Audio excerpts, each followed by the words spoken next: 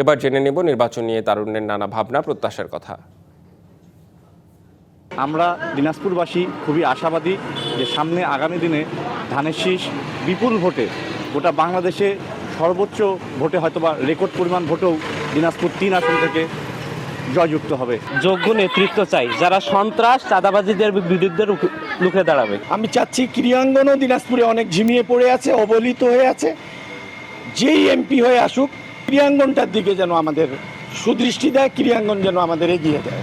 এক কথা সবাই ভালোটাই প্রত্যাশা করে, এরকম যোগ্য প্রার্থী সবাই চায়। যারা আমাদের জনগণের পাশে থাকবে, আইন শৃঙ্খলা বজায় রাখবে, দেশের উন্নয়ন করবে, নতুন করে দেশ গড়বে, তাদের মতো প্রার্থী অবশ্যই আমরা চাবো। সুদক্ষ কারিগর হিসেবে আমরা একজন প্রার্থী চাচ্ছি, যিনি আমাদের দিনাজপুরকে এগিয়ে নিয়ে যাবেন। সঙ্গে আমি যেহেতু ক্রীড়ামধ্যে একজন খেলোয়াড় ছিলাম, আমাদের ক্রীড়াঙ্গনকে তো তিনি কিছু ধাপ আগে এগিয়ে নিয়ে যাবেন, এই আশা প্রত্যাশা করি। ইতিপূর্বে যে আমাদের সংসদ সদস্য ছিল, উনি আমাদের কোনো প্রত্যাশা পূরণ করতে পারেনি।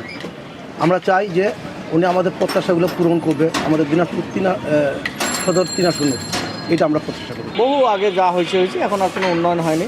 আমরা এমন প্রার্থী চাচ্ছি, আমাদের দিনাজপুরকে আমরা গোল্ডেন হিসেবে দেখতে চাই, একদম স্বয়ংসম্পূর্ণ দিনাজপুর।